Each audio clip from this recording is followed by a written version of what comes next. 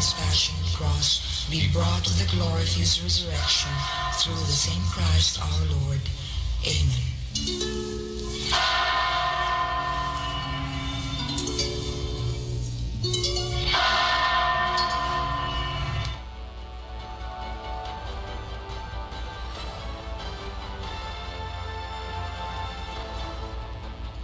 Magandang gabi po sa inyong lahat. Ako si Pia Ontiveros. Ito ang News Night. Lahat ng kailangan ninyong malaman sa araw na ito. Hiling ng gobyerno na suspindihin ang investigasyon sa war on drugs ibinasura ng International Criminal Court.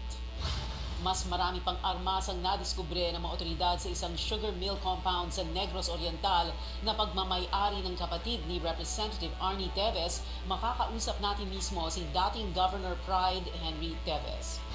At ang award-winning Broadway musical na Hamilton may Asia premiere na ngayong taon at dito sa Pilipinas ito unang ipapalabas.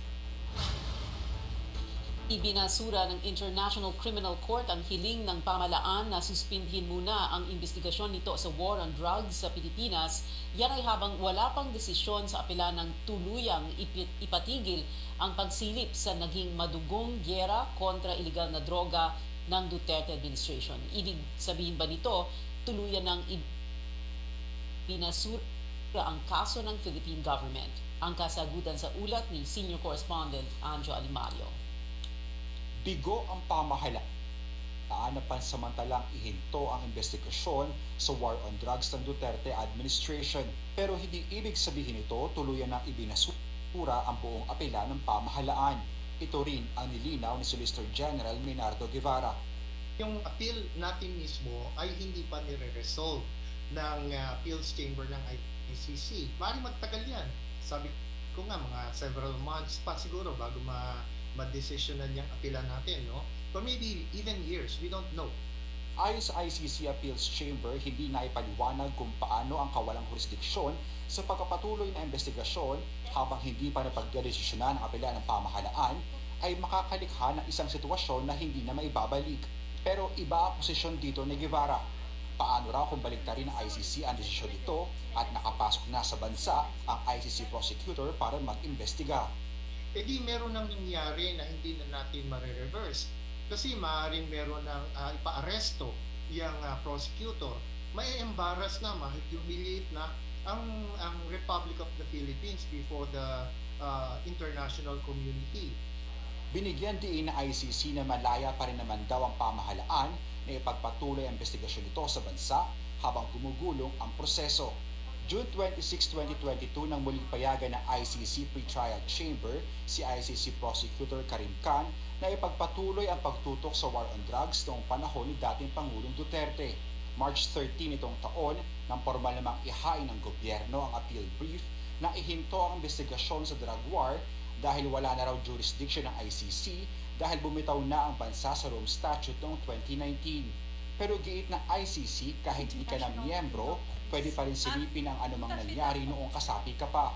At dito na pumapasok yung pag-imbestiga nila sa mga nangyari noong November 2011 hanggang March 2019. Malinaw, ani Guevara, walang aasahang kooperasyon ang ICC sa pamahalaan. The President himself has stated that the government will not cooperate unless and until itong issues about jurisdiction, admissibility, etc. have been finally settled. Para sa mga abogado ng pamilya ng mga biktima ng drug war, makakapagpatagal lang sa investigasyon ng ICC kung napagbigyan ang hiling ng pamahalaan. Panawagan nila, tigilan na ang paggamit ng pondo ng gobyerno para lang ipagtanggol si dating Pangulong Duterte at hayaan itong depensahan ang kanyang sarili. Anjo Alimario, CNN Philippines. Hindi na umano makikipag-usap ang gobyerno sa International Criminal Court o ICC matapos nitong ibasura ang hiling ng pamahalaan na suspindihin muna ang drug war probe sa isang event sa Pasay. Muling giniit ni Pangulong Bongbong Marcos na walang jurisdiction ng ICC sa Pilipinas dahil bumitaw na ang bansa sa Rome Statute noong 2019. Sinabi ni Ginoong Marcos, Agosto noong nakaraang taon, na wala siyang balak na isali muli ang Pilipinas sa Rome Statute. We don't have a next move. That is the extent of our involvement with the ICC. That ends all our involvement with the ICC. because hindi na tayo pwedeng appeal. The appeal has failed, and in our view, there's nothing left. There's nothing more that we can do in the government, and so at this point, we essentially are disengaging from any contact, from any communication, I guess, with the ICC. We are back to the position that we ended up with the same position that we started. Sang-ayon naman si Senator Francis Tolentino na walang jurisdiction ng ICC sa bansa kaya naman walang bisa ang pagbasura nito sa apela ng Pilipinas. Para kay Tolentino, ang apela ay paraan lang ng gobyerno para igiit ang soberanya nito at hindi dahil nagpapasakop ito sa ICC. Ikinatuwa naman ng bayan muna ang naging desisyon ng ICC. Naniniwala ang grupo na tamang ibasura ang apela ng gobyerno dahil pinapatagal lang nito ang proseso. Dagdag pa nito, hindi na dapat gumagamit ng public funds para depensahan ang dating Pangulong Rodrigo Duterte dahil na rin sa kondisyong pang-ekonomiya na hinaharap ng bansa. Mas maraming armas pang nadiskubre ng mga otoridad sa isang sugar mill compound sa Negros Oriental kagabi sa ika-4 na araw ng pagpapatupad ng search warrant sa HTJ Tolong Compound sa bayan ng Santa Catalina na kumpiska ng PNP Criminal Investigation and Detection Group ang isang rifle with sniper scope, mga magazine at libo-libong ammunition para sa iba't ibang kalibre ng baril. Ayon sa pulisya, ang kapatid ni Negros Oriental Representative Arnie Teves na si dating Governor Pride Henry ang nagmamay-ari ng compound. Si Arnie Teves ay kinukonsidera ng Justice Department na isa sa mga utak sa pagpatay kay Governor Roel Degamo. Una nang sinabi ng mga otoridad na maaaring madawit si Pride sa kaso dahil sa firearms at explosives na nakumpiska sa sugar mill nitong nagdaang mga araw. Sumagot na rin ang dating gobernador na nakikipag-ugnay na siya kay Justice Secretary Boying Remulla at handa niyang sagutin ang mga tanong sa kanya.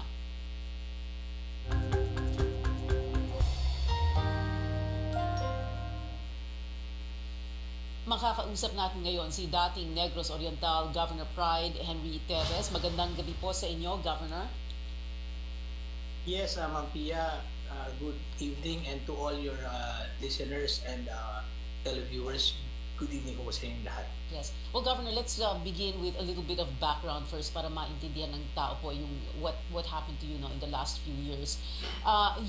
We call you former governor dahil nanalo kayo noong May elections. So umupo kayo bilang gobernador ng Negros Oriental. Sana dapat first term po ninyo June 30, pero natanggal po kayo noong October 2022. What happened there, Governor? Yes, while I was proclaimed, so I assumed, but I already talked with the former governor before I assumed, and I committed to him as he asked of me that in case the courts will decide in his favor, should I give it to him? I said, no problem, as long as I get the order, give me 1 hour, I clear up my things, I will leave and turn it over to you being the legitimate winner. And that's exactly what happened. If I'm not mistaken, that was October 11. I got the order at 3 o'clock. In 1 hour, I packed my bags, turned it over and left. Okay, when you say the former governor, and you are referring to Governor Roel Degamo who took over and who won Yes, that case, right? Okay, so it sounds Yes, like po. parang Yes. yung from your behavior, sumusunod po kayo sa mga utos ng korte or ng COMELEC or whatever. Sumusunod lang po kayo. Yes, I've Yes, always been, I've always honored my word, and I've always honored, bow down to authorities, because that's what every Filipino or human being should do. Yes. Yes, po. Yes. Governor Teves, before that, from 2016 to 2022, naging mayor po kayo ng bayan ng Bayawan. And before that, 3 terms po kayong congressman, no? From 2007 to 2016. Is that correct? Yes po. In fact, on my first month, or I was invited by your program then. You invited the neophyte congressman, and I was one of your guests back then. Yes. On my first month as congressman. Yes, I remember you. A very Yes, po. young congressman at the time, 35 years old. I think the Yes, title po. of the episode was yung New Blood, I think, no? New Blood. New blood. Yes, New po. faces, Yes. old blood. Because, of course, your family is known to be in politics. But 5 months into your first term, you survived this bombing at the Batasan Pambansa, November 2007, and you sustained very serious injuries, right? Yes po. In fact, I have some pictures. This is me Yes. being revived. And this is me during recovery. All right. I- Yes, severe it injury. took about, Yeah. it was severe. I had to endure maybe 22 operations for 2.5 years. I was not able to walk for about 7 months, and I was in coma for about 35 days. It was an ordeal. And it changed a lot in me and improved myself as a person, as a human being. What about you? Definitely. You became a better version of yourself, like you said, evolved, and now a while ago you used the word ordeal, and now here again another ordeal. So ang nangyayari po, Governor, is that you're being your properties have been raided. Merong mga nakita mga baril, mga armas, ammunition, etc.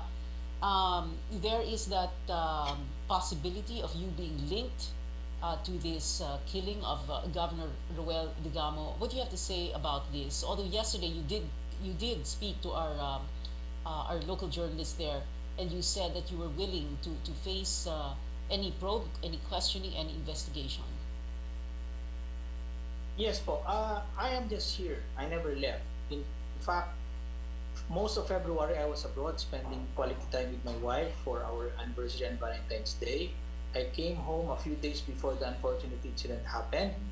And after that, I already knew that definitely I'll be a person of interest because I was the latest political opponent in the last election of Governor Digamo. I knew that already. Now, let me be clear. Regarding Tolong, no? Tolong is a company. HDJ is a company in which I own 10%. I am the president of that company because out of the 6 stockholders, while I am not a big stockholder, I'm the most experienced as far as sugar milling is concerned. The others are either traders or just financiers. That's why I am the one running the operations of the mill itself. Now, it's too premature to talk about the actual search because up to now, from Friday up to now, they're still continuing the search. And they're virtually searching the whole property, all about 100 homes inside the property, all buildings and all raw land outside the gated compound. No, this is how it looks. Tolong is about 52 hectares. No, Okay. 10 hectares is a gated community. That's where the mill is and the stock houses are. But there are houses here and there are also houses here in this raw land. But this is the one that's gated. This one is not gated. It's open. So basically, I'm just waiting for them to finish officially their research so that I can answer all allegations point for point. But initially, there were, I thought kasi a few days ago, natapos na sila eh. So there were 2 that I already answered and replied to. Number 1, yung nakita nilang mga baril dun sa bahay sa labas na inoccupy ng security agency, na sinabi ko na in-expect ko na magkakaroon talaga ng loose firearms kasi nasabi na sa akin ng chief security officer na a week back that they failed to renew their LTAP, juridical LTAP. So if it's expired, definitely it's Loose. loose, right? Number 2, the van that was found inside the compound mismo sa 10 hectare gated, na pati ako nabulaga, bakit nandun yung van na yun na hindi naman yun sa Tulong. So, binuksan nila yun, may pera, may armas at iba pa. Pina-check ko kung kanino yun. And syempre, through your your logs and everything, we found out that it came from, or it was owned by the resort owned by my brother, which is about 20 kilometers away, and it was sent there on March 10. And they were assuming it was to be fixed because it was left in the shop, but it was left there locked and never came back for it. So when the authorities decided to open it and bring the van, I said, okay, it's fine because that's not Tolong property anyway. But on the others that are being searched right now outside and everything, I hope for them to finish soon so that once the findings are there, and definitely they will ask me to, explain or answer or invite me. I will definitely be there. Definitely, I will be there to answer everything. Okay, it's good also that we hear you say that because maganda kasi pakinggan na willing po kayong humarap, willing po kayong sumagot sa kahit anong tanong. And earlier you did make it very clear and you said na I know they would think of me because ako yung karibal ni Governor Ruel de Gamo. But right now, Well, yes, go ahead. Definitely, hindi naman think of me right away, but definitely, syempre, if you say political nature, then definitely ako yung last political adversary dun sa last election then definitely my name will crop up. No? And I was sure of that. Yeah. In fact, ma'am, while my name, I was very quiet because I was already living my private life. I was already, moving on and enjoying it. That's why I was very quiet the whole time. I normally do not respond unless I am being asked off. But lately, that when I was in the headlines and my wife and my kids are so stressed about it already, bearing this family name, which is clearly for now is not good. That's why I'm starting to come up and explain my side. Yes. No, one of my sons, who is a doctor in Manila, is also experiencing such pressure because his name bears the family name. And my daughter who is in school and my wife and stuff. So for them and for my business partners in Tulong, which is a legitimate business started in 2017, I have to, as president, I have to face all questions. So yeah, In Governor. fact, Yes, Governor, are you? Can you tell us very directly?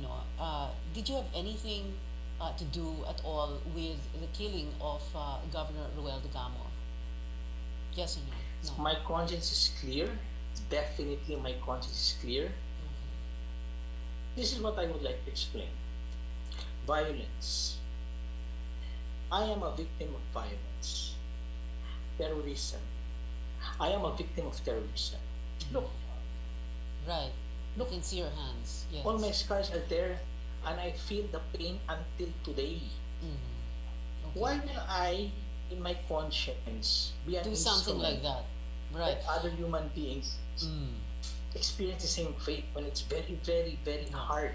Yeah. And No. as you pointed But out, of course, when you had to give up your seat, you did very peacefully, and like you said, you were out of there in a few hours.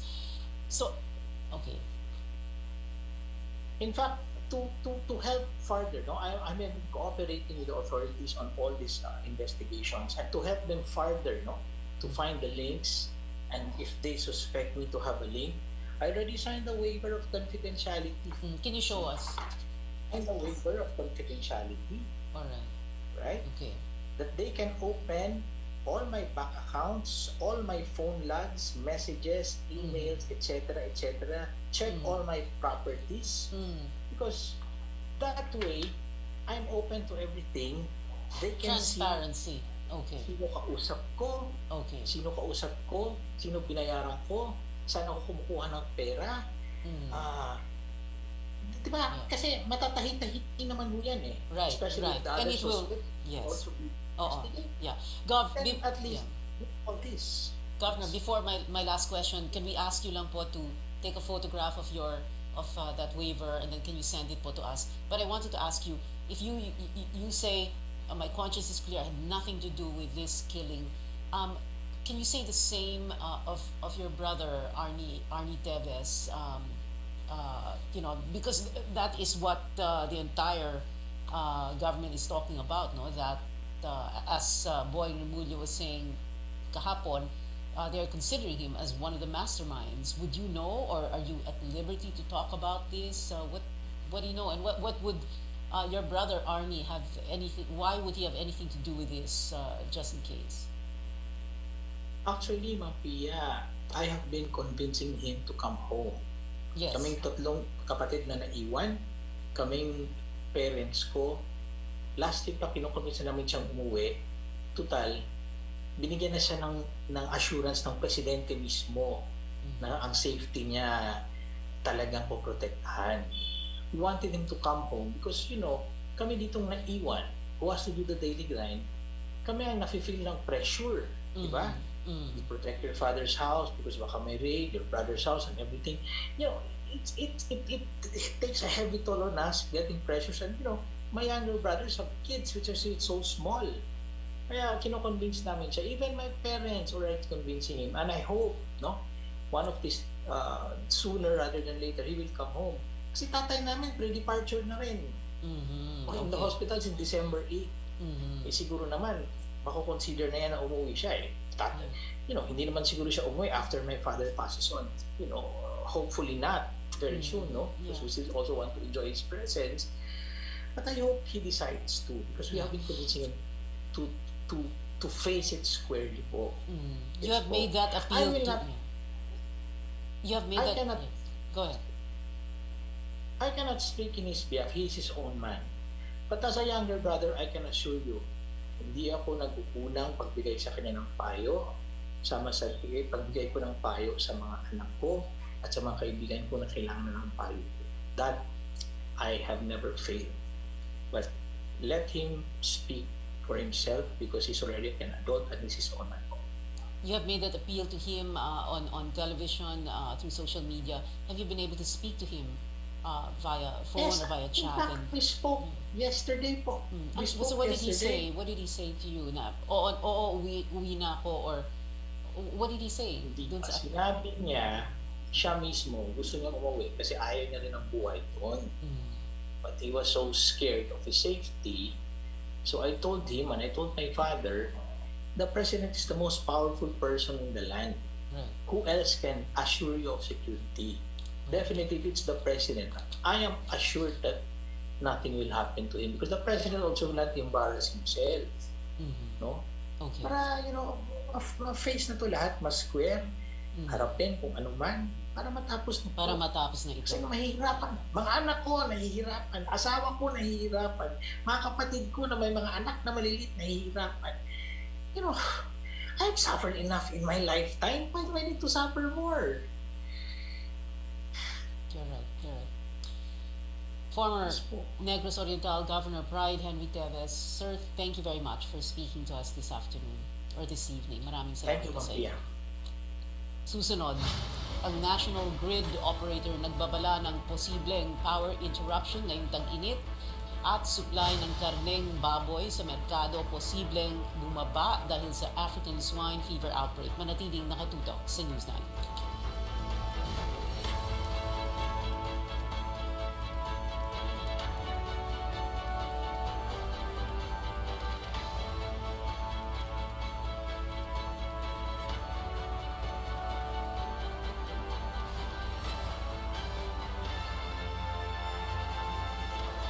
RPN Radio Philippines Network DXKD Dipolog Radio Ronda Pride Bar, dili lang puti, kisla puti. Pagilabhan sa Pride Bar Blue, ang puting sinina mahimong Mas puti ito, mas puti ito, mas puti ito.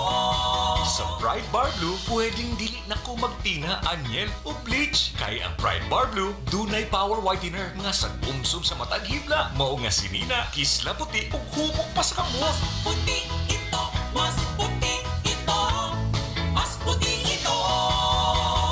Pride Bar Blue with power whitener. Dili lang puti, kisla puti. Pride Bar, manufactured by ACS Manufacturing Corporation. ISO certified, world-class quality. ACS. Si Mommy at si Washing Machine believe sa Pride Washing Machine Detergent. Hello, Washi! Hello, Mommy! Laundry day na naman. Ready ka na sa mancha, chocolate, putik, libag? Kaya yan ang Pride Washing Machine Detergent.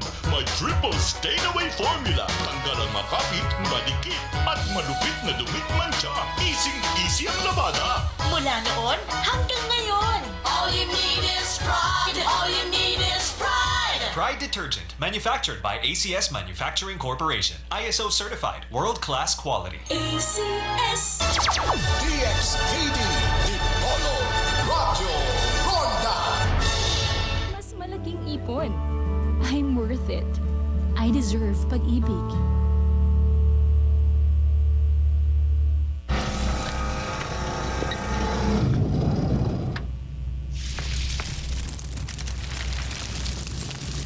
Ang init? Ang mahal eh. Cool ka lang.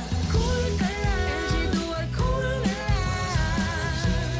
LG Dual Cool saves energy with fast cooling pa yan. 10 years worry-free with the LG guarantee yan. Cool ka lang. Mag-LG Dual Cool ka na. Cool ka lang.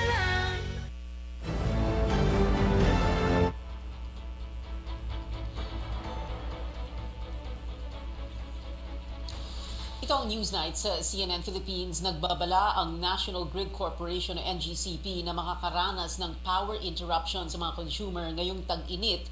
Ibinasura kasi ng Energy Regulatory Commission ang hiling ng NGCP na palawigin ang kanilang standby power supply deals habang gumugulong ang competitive selection process. Pangamba ng NGCP dahil hindi naaprubahan ng interim arrangement, mauuwi ito sa power outages sapagkat walang hawak na ancillary services agreements ang NGCP para sumalo sa kakailanganing nilang reserbang kuryente. Nauna lang sinabi ng NGCP na numinipis ang reserba dahil sa taas ng demand sa tag-init. Sabi naman ng ERC, hinihintay nitong maghain ng motion for reconsideration ng NGCP para suriin muli ang ruling. Paalala ng Energy Department sa NGCP, tuparin pa rin nila ang obligasyon sa mga consumer. Abiso sa mga customer ng Maynilad, simula ngayong araw magpapatupad ng daily interruptions ang water service provider bilang pagtitipid sa supply ng tubig. Bunsod ito ng inaasahang El Nino phenomenon ngayong taon. Mawawala ng tubig sa ilang bahagi ng Metro Manila at Cavite simula mamayang alas 4 ng hapon o kaninang alas 4 ng hapon hanggang alas 6 ng umaga, araw-araw. Ayon sa Maynila, hindi pa nila matiyak kung hanggang kailan ito tatagal kaya't pinapayuhan ang lahat na mag-imbak ng sapat na supply ng tubig. Nakaantabay ang kanilang mobile water tankers para magrasyon ng malinis na tubig, naka-flash ngayon sa inyong TV screen sa mga lugar na maapektuhan.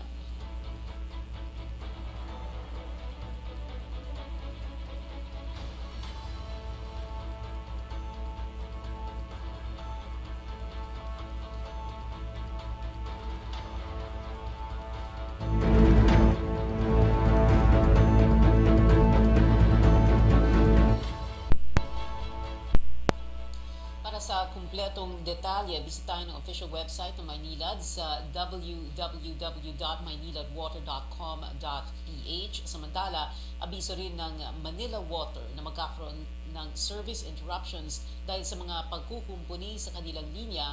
Aayusin ang tubo ng tubig sa Langhaya Bridge sa Barangay Inarawan sa Antipolo, Rizal simula mamayang alas 9 ng gabi hanggang ng umaga bukas.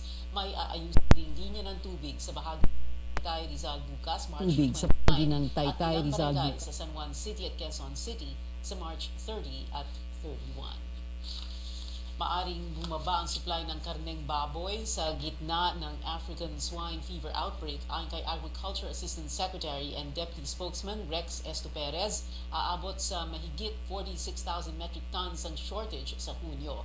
Pero sa darating na Abril pa lang, posible na raw na maramdaman ang kakulangan sa supply ng baboy. Babala pa ni Estoperez, magtutuloy ang pagkalat ng ASF kung hindi magtutulungan ng publiko at mga lokal na pamahalaan. As long as we do not cooperate and as long as we do not follow protocol, even doon sa ating pong mga sa public na kailangan nating sumunod kasi tayo ang maapektuhan nito. Not only yung swine industry but yung tayo po maapektuhan din nito because what? The prices of pork will go up pag hindi po tayo cooperate. Sa lagay naman ng panahon, sakit na rin ba sa ulo mo ang init ngayon? Ang payo ng State Weather Bureau para sa tag-init sa ulat ni Carrie Cator. Tanghaling tapat pinakaayaw bumiyahe ng tricycle driver na si Mervin. Humihinto na lang daw siya sa pamamasada kesa makipagsapalaran sa sobrang init. Nakakahilo, pag wala kang tubig, baka bigla kang ma-heat stroke agad eh. Hindi nang kaya pa naman, kaso baka biglang hindi mo masabi heat stroke yan, bigla-bigla nang tumatama yan. Sa pinakahuling tala ng Pag-asa, karamihan sa mga lugar sa bansa, nasa extreme caution o yung may heat index na 33 hanggang 41 degrees Celsius. Ang heat index ang init na nasusukat sa paggamit ng thermometer o yung temperatura, yung relative humidity o halumigmig na aktwal na nararamdaman ng tao. Pero 2013 lang daw sinimula ng pag-asa ang pagtatala nito. Pinakamataas yung 57 degrees Celsius sa San Jose Occidental, Mindoro noong April 20, 2020. Sa parehong bayan at probinsya rin naitala ang record high ngayong taon na 47 degrees Celsius nito lang March 25. Inaasahan daw ng pag-asa na matataasan pa ito sa kasagsagan ng tag-init sa Abril at Mayo. We're not ruling out the possibility, lalo na yung sa mga susunod na buwan, yung kasagsagan ng init po dito sa ating bansa, na magiging mas maraming lugar na pwedeng makaranas ng around 50 degrees Celsius na computed heat index value. Pero ngayon pa nga lang, hindi na raw ito kinakaya ni na Domingo at JR. Mainit, sobra. Masakit sa katawan. Pero yung traffic pa, nagbibigay ng problema sa amin. Traffic sa init. Sobrang init, ma'am eh. Sobrang sakit sa balat ko. Hindi kakayanin. Araw-araw sa biyahe. Payo ng pag-asa, antabayanan ang lagay ng panahon para makaiwas din sa posibleng sakit. Kung pwede rin daw magbawas-bawas ng gawain sa pinakamaiinit na oras. Kung may mga sensitive health issue tayo or may mga kasama tayong senior citizen sa bahay, dapat nasa well-ventilated areas po sila. And sa mga kababayan naman natin na hindi may iwasang naka-expose sa init ng araw because of the nature of their work, from time to time, uminom ng tubig to keep themselves hydrated. Carrie Cator, CNN Philippines. Maaliwalas na panahon na lang ang inaasahan sa karamihan ng mga lugar sa bansa. Kasama ang Metro Manila, posible lamang ang localized thunderstorms. Oras na para ibalik ang Hunyo hanggang Marso na academic calendar para kay Senate Committee on Basic Education, Wayne Gatchalian. Ito ay matapos maospital ang ilang estudyante ng Gulod National High School, Mamatid Extension sa Cabuyao, Laguna. Noong nakaraang linggo, nagkaroon sila ng signs of dehydration pati heat exhaustion pagkatapos ng fire drill sa hapon. Panawagan ko lang sa ating principals, especially this time, mag-ingat lang dahil napakainit. At tayong gagawa ng mga bagay na malalagay sa delikado yung mga bata. Summer kasi, that's the time students can go out, spend with their families, as opposed to tag-ulan. No? So, mas maganda na ibalik natin sa dating April-May ang summer vacation. No? It will take a little bit of time kasi slow transition yan. Matatandaang nagbago ang academic calendar dahil sa mga lockdown noong kasagsagan ng pandemya. Nagbukas ang mga eskwelahan noong Agosto 2022 at magtatapos ang academic year sa Hulyo. Siniguro ng Pag-ibig Fund ang publiko na hindi magbabago ang interest rates dito sa kabila ng kaliwat kanang pagtaas ng interest rates ng Bangko Sentral. Mula 2018, naglalaro below 6% ang one-year fixed interest rates ng Pag-ibig. Ang kay Pag-ibig Vice President Karen Lay Franco Garcia, mananatili sa 5.75% ang kanilang housing mortgage rates. Maintaining our interest rate as of now, the lowest is 5.375% for our regular housing loan, and in fact, for our affordable housing loan, for our minimum wage earners, it remains at 3%. Okay, that is fixed for 10 years. After 1 year, under our policies, that means that the interest rate will then go to market rates. But to ensure that our borrowers will not feel the strain, Pag-ibig Fund has a maximum cap of an increase of 2%. Mahigit 100 bilyong pisong home loans ang nabook ng Pag-ibig Fund noong nakaraang taon. Ito na ang kanilang record high ayon kay Garcia. Abangan ngayong gabi na ang inaabangang Finals Game 2 ng Premier Volleyball League All-Filipino Conference at maaring mamaya na rin makuha ng Petrogas Angels ang una nilang korona sa torneo.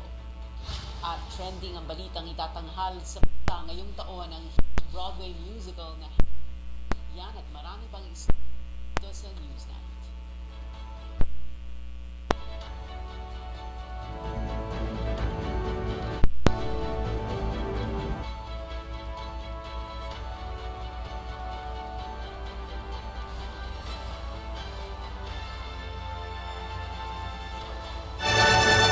RPN Radio Philippines Network. DXKD Dipolog Radio Ronda.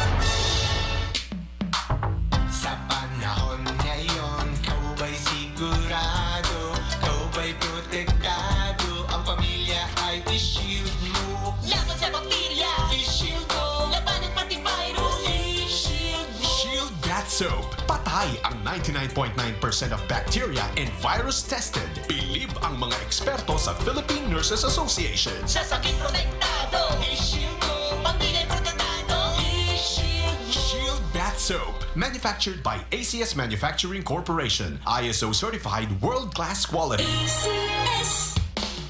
Ang buhay ay masaya pag ang hugasin ay easy, lalo na sa masebong kaldero at kawali. Kaya mag-Smart Dishwashing Paste. Pang heavy-duty hugasin. Ang galing, galing, galing. Smart! Yan ang Smart Dishwashing. May double tanggaling formula. Tanggal galing ang sebo at bakterya. Kaya ang Smart #1 Dishwashing Paste. Ang galing, galing, galing. Smart! Yan ang Smart Dishwashing. Smart Dishwashing Paste. Manufactured by ACS Manufacturing. ISO certified world-class quality. ACS. DXKD, Dipolog, Radyo Ronda. Made for life from Fly-Ace.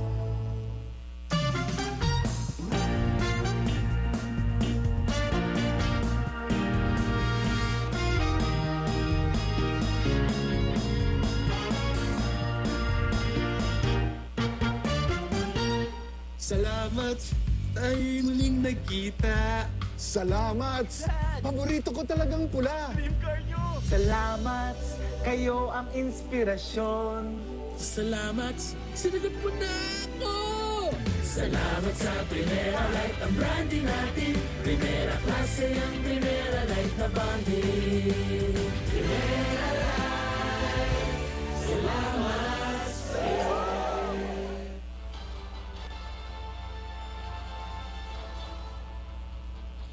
Ito ang Newsnight sa CNN Philippines. Ako si Pia Ontiveros. Balikan natin ang pinakamalaking balita. Iminasura ng International Criminal Court ang hiling ng pamahalaan na suspindihin muna ang investigasyon nito sa war on drugs sa Pilipinas. Ayon sa ICC Appeals Chamber, nabigo ang pamahalaan na ipaliwanag ang kawalan umano ng jurisdiction ng criminal court sa bansa. Hindi rin daw napaliwanag kung paano makakaroon ng irreversible situation kung patuloy na mag-iimbestiga ang prosecutor ng walang jurisdictional o legal basis. Binigyang diin ng ICC na malaya pa rin naman daw ang pamahalaan na ipagpatuloy ang investigasyon nito sa bansa habang gumugulong ang proseso. Iginiit ni Pangulong Marcos na walang jurisdiction ng ICC sa Pilipinas dahil bumitaw na ang bansa sa Rome Statute noong 2019. Sinabi ni Ginoong Marcos, Agosto noong nakaraang taon, na wala siyang balak na isali muli ang Pilipinas sa Rome Statute. We don't have a next move. That is the extent of our involvement with the ICC. That ends all our involvement with the ICC. Because hindi na tayo pwedeng appeal. The appeal has failed, and there's in our view there is nothing left. There's nothing more that we can do in the government, and so at this point we essentially are disengaging from any contact, from any communication, I guess, with the ICC. We are back to the position that we ended up in the same position that we started. March 13 ang formal na ihain ng gobyerno ang appeal brief nito na ihinto ang investigasyon sa drug war.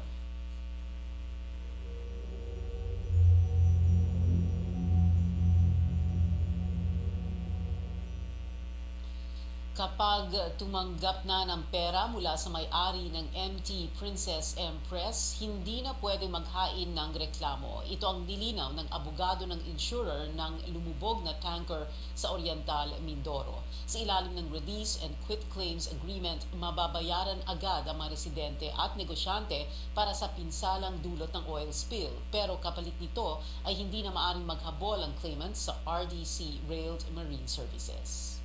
Bago sila mabayaran, hintayin pa nila yon, yung tapos ng kaso. Samantalang ito, ipasok mo yung claim, ipoprocess yon, compensation. Pag tatanggap ka ng pera, meron pinapapirma, ang tawag dyan, release and quit claim. Sinasabi mo, wala na akong hinahabol sa inyo. Natanggap ko na yung hinihingi ko, wala na akong hinahabol. Yun ang pipirmahan sa dulo. Payag naman si Oriental Mindoro Governor Humerlito Dolor sa ganitong kasunduan para may makuhang pera ang maepektado ng oil spill, ngunit nilinaw din ni Dolor na plano pa ring habulin ng lokal na gobyerno ang kumpanya. At priority ng mga mayor sa narito nung LMP meeting, yung mga mamamayan na gutom, walang makain, walang pantuition, ay mabayaran. Ako, I am not willing to wait for 30 years to settle the civil damages. Kasi kung 20,000 pamilya yan, 20,000 pamilya na aasa ng 20 taon, hindi kaya ng dibdib ko yun. Pero sabi ko nga sa inyo, may usaping administratibo. Hindi namin inaalis yun. Kung may findings of different matters, why not? Sabi ko nga sa iyo, ako magpipetisyon ako eventually against any other permits na nabibigay sa kumpanya. Ayoko na. Pipetisyon ako yun. Sa Biyernes ay tatanggap na ng claimants ang opisina ng Provincial Capital ng Calapan. Kasali sa priority groups ang mga registered fisherfolk at fish vendors, may-ari ng commercial fishing vessels, resort establishments at community-based tourism organizations. Ang mga apektadong residente ay isa sa ilalim pa sa evaluation ng claims processors at evaluators. Tinatayang mahigit kalahati na ng kargang industrial oil ng lumubog na MT Princess Empress ang tumagas na sa dagat. Ayon sa Philippine Coast Guard, plano rin ng Coast Guard na isama sa panukalang budget sa susunod na taon ang isang remotely operated underwater vehicles na nais nitong bilhin. May ulat si Senior Correspondent George Cahiles. Sa pamamagitan ng operations model na ito, ipinakita ng Philippine Coast Guard sa ilang South Korean Coast Guard technical experts ang konsentrasyon ng kanilang operasyon hinggil sa oil spill sa Mindoro. Nakatutok pa rin daw sila sa lugar na pinaglubugan ng MT Princess Empress, kung saan patuloy na bumubulwak ang langis na karga nito. Pabago-bago ang estimate na ibinibigay ng mga otoridad hinggil sa dami ng industrial oil na karga ng barko. Sa pinakahuli nilang pagtataya, nasa 820,000 liters daw ito, batay sa kapasidad ng 8 tangke na nasa barko. Higit kalahati na raw ng langis ang tumagas na. Parang sa pag-aaral, binavalidate pa rin naman mga 300, close to 400 na lang yung natitirang langis doon sa barko. Dahil may mga dahan-dahang pagbulwak, nabawasan na yung 822 liters at ang tinitingnan na lang natin dito kung paano pa natin ma-recover yung mga natitira. Sa visual representation na ito ng MT Princess Empress, nilagyan ng numero ang mga tangke para mas madaling ma-identify ang bawat isa. Ayon sa Coast Guard, ang tank 1, 2, 7 at 8 na nasa likurang bahagi ng barko ay halos ubos na ang lamang langis. Ang tank 3, 5 at 6 naman ay nabawasan na raw ng kaunti. Samantalang ang tank 4 ay nananatiling intact. Base ito dun sa calculation at computation kahapon. Para lang meron tayong working figure kung paano tayo magre-respond ng maayos dun pa sa ating operations. Ang plano nila, kunin ang natitirang langis sa pamamagitan ng bagging process. Ayon sa Coast Guard, darating ang equipment na gagamitin sa bagging ngayong Huwebes. Pinaka-mabilis na pamamaraan ay tinatawag na bagging. Meron po kunyari na source ng spill na lumalabas, so may bag po na ipapatong sa kanya. Nang sa ganon, yung langis ay mahuhuli ng bag na ito. Habang napupuno siya, unti-unti rin lumalabas ang tubig dagat. Mula sa cleanup operations sa nasa higit 50 kilometrong coastline, nasa 9 kilometro na lang daw ang kanilang nililinis, halos isang buwan matapos ang insidente. At hopefully yung Verde Island hindi na maapektuhan tsaka ibang mga bayan dito sa Batangas. Plano raw isama ng Philippine Coast Guard sa kanilang 2024 proposed budget ang pagbili ng sariling remotely operated underwater vehicle o ROV para mabilis makaresponde sa ganitong mga insidente. George Cahiles, CNN Philippines. Isa ang Estados Unidos sa mga bansang tumutulong sa mga lugar na apektado ng oil spill. Noong Sabado, isang C-17 Globemaster ng US Air Force ang nagdala ng cleanup equipment sa Subic Bay International Airport. Ayon sa US military, nakatulong sa paghatid ng kagamitan ang balikatan exercises nila at ng Armed Forces of the Philippines na ginagawa kada taon para palakasin ang kanilang ugnayan. Kabilang din sa mga tumulong sa oil spill response ang Japan at South Korea. Mga 2.5 kilometers na lang ang layo ng oil spill sa Verde Island na kinikilalang Global Center of Marine Biodiversity. Nakita ito sa satellite images ng Philippine Space Agency mula kahapon ng isla na nasa pagitan ng Mindoro at Batangas. Ayon sa mga eksperto, maaring maapektuhan ng iba't ibang species sa Verde Island Passage. Hindi man maitataya ng PhilSA ang direksyon ng oil spill. Ayon sa kanilang Senior Science Research Specialist, maaring makatulong ang mga kuha nila sa paglinis ng langis. As for DNR and Coast Guard, knowing the extent, can guide them dun sa recovery efforts nila where they will deploy yung kanilang containment boom or tools, especially for Coast Guard offshore. So we trust na nagagamit po nila itong mga images natin to guide them kung saan sila magde-deploy. Tinuturuan din ng PhilSA ang local governments at mga universidad na paggamit ng satellite images para sa pagtugon sa mga sakuna. Susunod, korona ng Premier Volleyball League All-Filipino Conference pwede nang iuwi ng Petro Gas Angels ngayong gabi at tiyak na matutuwa ang mga tagahanga ni Catherine Bernardo dahil sa mga pelikulang pagbibida ng aktres ngayong taon. Manatiling nakatutok sa Newsnight.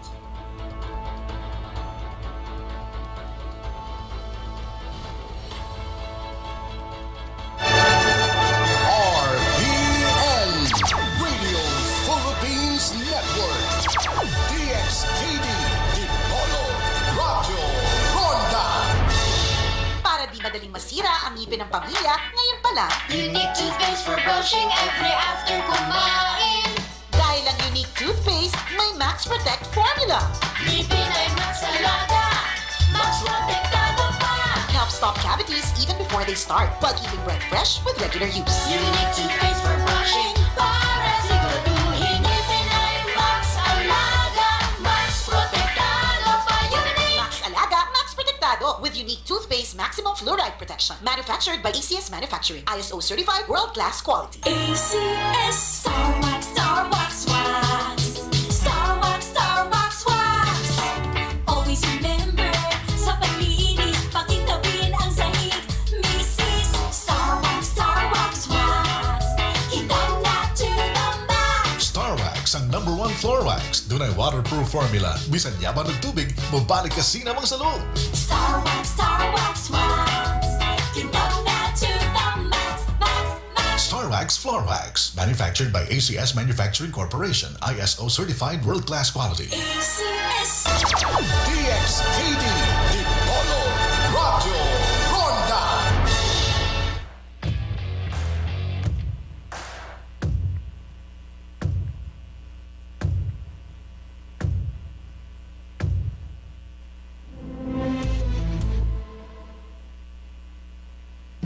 Amid the darkness, look on the bright side. As the #1 ice cream brand in the country, Select has been making people smile one scoop of ice cream at a time over the last few years. And this 2023, Selecta continues its happiness campaign with the aim of sharing more happiness with all Filipinos. Happiness is Selecta's program that encourages people to share ice cream happiness to their loved ones. And in turn, Select shares ice cream to communities in need, creating a happier Pilipinas. In short, happiness. This year, we aim to share 1 million moments of ice cream happiness to our communities. We have happiness bundles that we will sell through our online and offline channels. And every sale is also equivalent to an ice cream donated to a community in need. Selecta also has happy stores or beteros around the country who have become a source of happiness in their own neighborhoods and communities. Dako gid among business kay tungod po sa support sa Selecta. Tabang po siya sa among mga anak, sa akong pagpaskwela. Dako gid siya tabang kay mga events sa school, amo dyan i-promote po lang Selecta. During fiesta or night events, number one dyan nila duulan ang among store kay bawod sila nga ang Selecta is our number one product.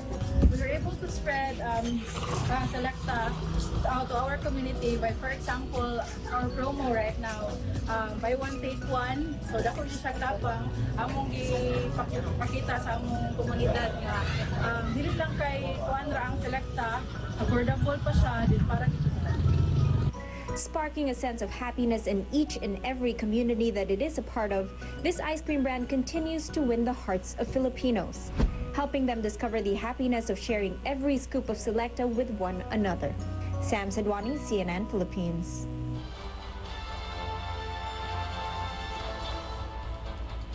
Ito ang Newsnight sa CNN Philippines. Balikan natin ang pangunahing balita ngayong gabi. Tahasang itinanggi ni dating Negros Oriental Governor Pride Henry Teves ang pagkakadawit niya sa pagpaslang sa nakatunggali sa politika na si Governor Roel Degamo. Sa panayam ko sa kanya kanina, sinabi ni Teves na siya mismo ay biktima ng karahasan at terorismo noong masabugan siya ng bomba taong 2007.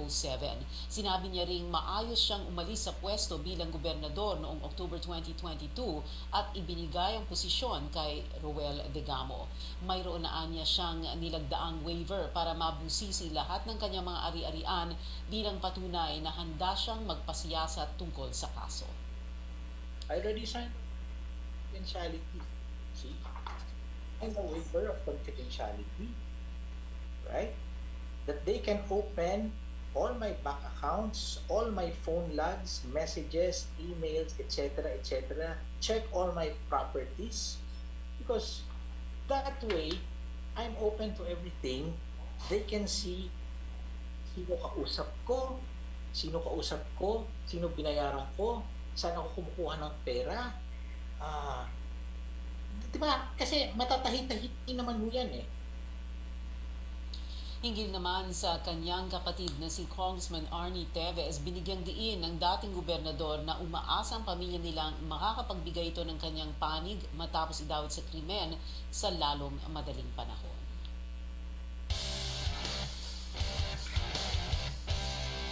May tsansa ang Petrogas Angels na iuwi na ngayong gabi ang kampyonato ng Premier Volleyball League All-Filipino Conference. Sakali manalo, ito ang pinakaunang All-Filipino crown ng Angels. Pero matapos ang upset ng Petrogas sa Game 1 ng Best of 3 Series, di papayag ang defending champions Creamline Cool Smashers na basta-basta na lang silang maagawan ng titulo.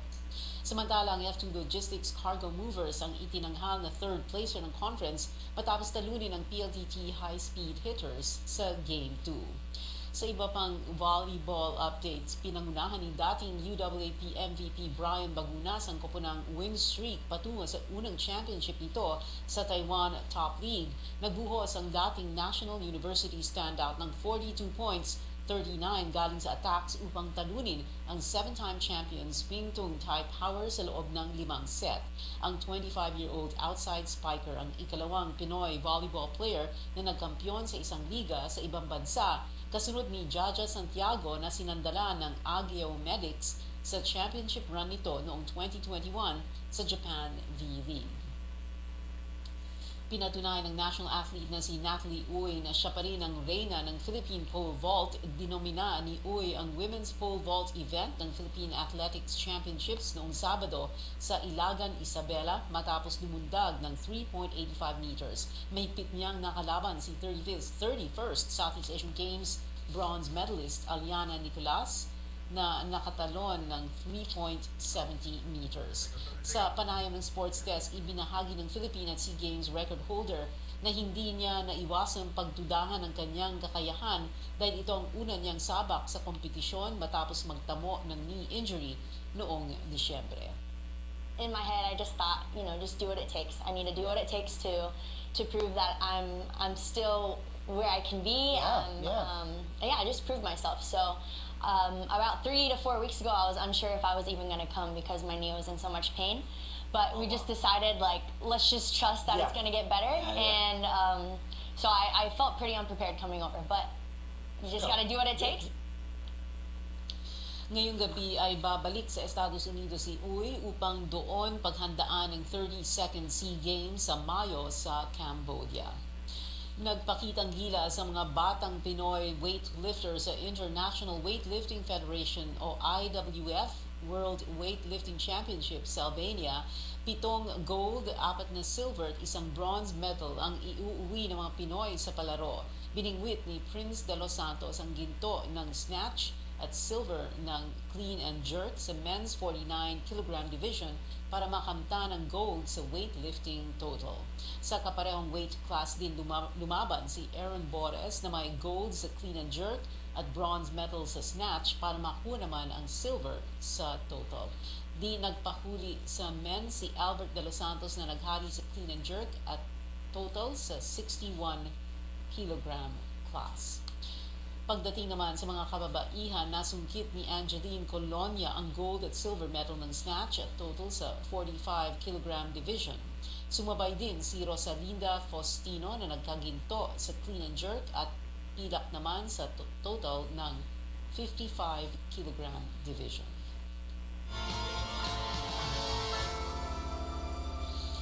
Tatlong naglalaki ang pelikula ang aabangan ng fans ng box office queen na si Catherine Bernardo, kabilang ang nakatakdang comeback movie ng Kath Neal ngayong 2023. Ang mga detalye hatid sa atin ni Sam Saduan. Sam? Pia, jam-packed ang 2023 para sa box office queen na si Catherine Bernardo dahil sa mga naglalaki ang pelikula na nakatakda niyang gawin ngayong taon. Kabilang dyan ang dark comedy film na A Very Good Girl, kasama ang Triangle of Sadness star na si Dolly De Leon, sa ilalim ng direksyon ni Peterson Vargas. Reunited naman ang premiadong direktor na si Olivia Lamasan with Catherine sa upcoming historical drama na Elena 1944. Gagampanan ng aktres ang character ng isang comfort woman ng Japanese occupation sa bansa. 2016 ang huling nagkatrabaho ang dalawa sa romantic comedy na Barcelona, A Love Untold. Noong December 2022, kinumpirma ng direktor na si Cathy Garcia Molina ang isa pang pelikula ni Catherine, kasama ang kanyang on and off screen partner na si Daniel Padilla. Pinoy Hamil fans get ready dahil ang popular Broadway musical na Hamilton magkakaroon ng Asian premiere sa bansa. Kamusta Pilipinas? This is Lin-Manuel Miranda and I am so excited to officially announce that Hamilton will be making its Asian premiere in the Philippines. We've had so many incredible Filipino company members, part of the Hamilton Familia, all over the world, and now we get to bring the show to your beautiful country very soon. I can't wait for you to see it. Ayon pa sa mismong star and creator nitong si Lin-Manuel Miranda, siguraduhin daw na makapag-sign up sa waitlist para sa announcement ng detalye para sa bentahan ng tickets. Itatanghal ang Hamilton sa bansa sa Setyembre sa The Theater at Soler sa Pasay City. 3 days na lang at ilalabas na ang inaabangang first solo debut album na Me ng Blackpink member na si Jisoo.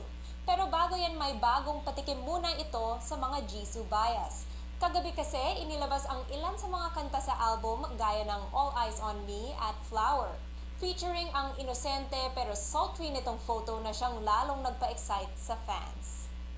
Ilalabas ang Me album ni Jisoo ngayong March 31st. At yan ang updates para sa Showbiz Spotlight at Screen Time para sa araw na to. Balik sa iyo, Pia. Maraming salamat, Sam Sadwani. At yan ang mga kailangan ninyong malaman ngayong Martes, March 28, 2023. Magkita-kita ulit tayo bukas dito sa CNN Philippines. Ako si Pia Ontiveros at ito ang Newsnight.